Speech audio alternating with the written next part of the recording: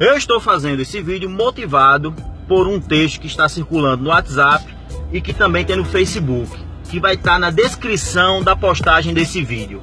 O texto fala sobre o Mão Branca e como ele se comunicava com a imprensa da época. Como no texto o meu pai é citado, e para quem não sabe, o meu pai era um repórter policial da década de 80. O nome dele era Ubiratã Camilo. Ele participava de um programa chamado Patrulha Policial na Rádio Cabugi e escrevia para o jornal Tribuna do Norte. O vídeo tem como objetivo contar como era a década de 80, uma década tão saudosa para nossa cidade de Natal, capital do Rio Grande do Norte. Mas antes eu quero deixar alguns pontos bem claros. Primeiro, nesse vídeo eu não vou expressar minha opinião se eu sou contra ou a favor do Mão Branca. Eu vou apenas contar uma história do qual meu pai fez parte. Segundo, eu não tenho a mínima ideia se o Mão Branca era uma pessoa ou era uma equipe, se eles eram policiais ou não. E terceiro, eu não vou fazer um trabalho investigativo para descobrir que era o Mão Branca, porque eu nem tenho interesse e nem qualificação para isso. Agora vamos ao que interessa. Meu pai, Ubiratã Camilo, na década de 80, ele fazia um programa de enorme audiência chamado Patrulha da Cidade, na emissora Cabugi. Fazia parte desta equipe Tom Borges, como vocês podem ver na foto, indicado por uma seta azul. Meu pai está indicado por uma seta vermelha. Tom Borges era uma das mais belas vozes do rádio potiguar. Também tinha a participação feminina de Nice Fernandes, indicado pela seta azul, e meu pai indicado pela seta vermelha. Infelizmente, a única foto que eu consegui encontrar da Nice Fernandes que não está nem um pouco nítida. E por fim, o Wellington Carvalho, que está indicado pela seta azul. O meu pai está indicado pela seta vermelha. Lamentavelmente, toda essa equipe já faleceu. Meu pai, o Ubiratã Camilo, veio a falecer em 1997. O Wellington Carvalho e Tom Borges vieram a falecer em 2012.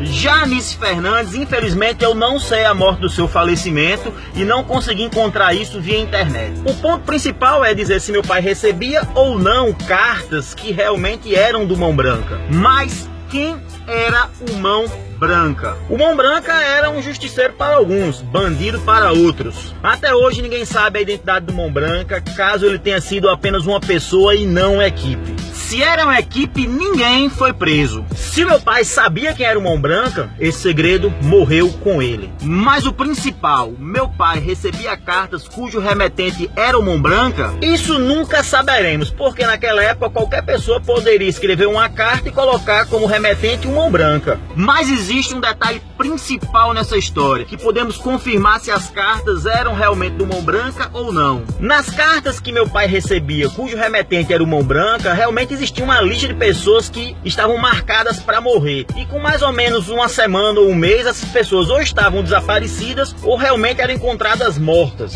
Mas infelizmente restou apenas uma dessas cartas, guardada pela minha mãe. Para que essa história não fique no imaginário popular, que não fique no âmbito da boataria, aqui está uma das cartas que o meu pai realmente recebia e dizem que era do Mão Branca. Eu vou ler e vou mostrar ela para vocês agora. Essa é a parte da frente onde tem o remetente. Pode-se ler Mão Branca e o endereço é Beco Sem Saída, Igapó, RN. Na parte anterior vem o destinatário, onde está endereçado para a Tribuna do Norte e Rádio Cabugi, para ser entregue ao repórter policial Ubiratã Camilo. Atente para o fato da carta não ter selos.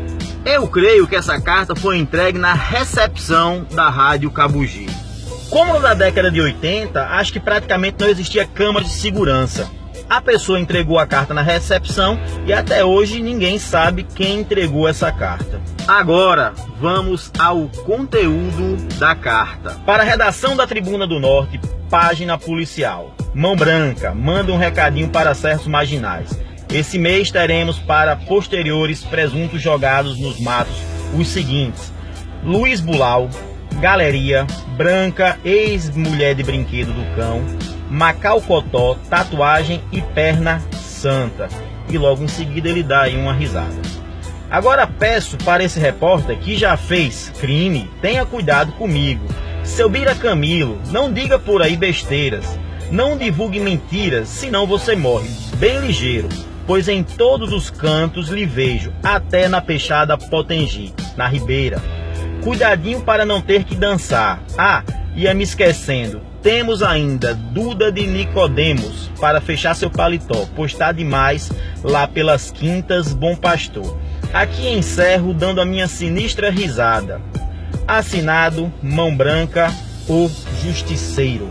Segundo minha mãe, após meu pai ler essa carta ao vivo no programa que ele fazia, realmente alguma dessas pessoas, como prometido pelo Mão Branca, foram mortas.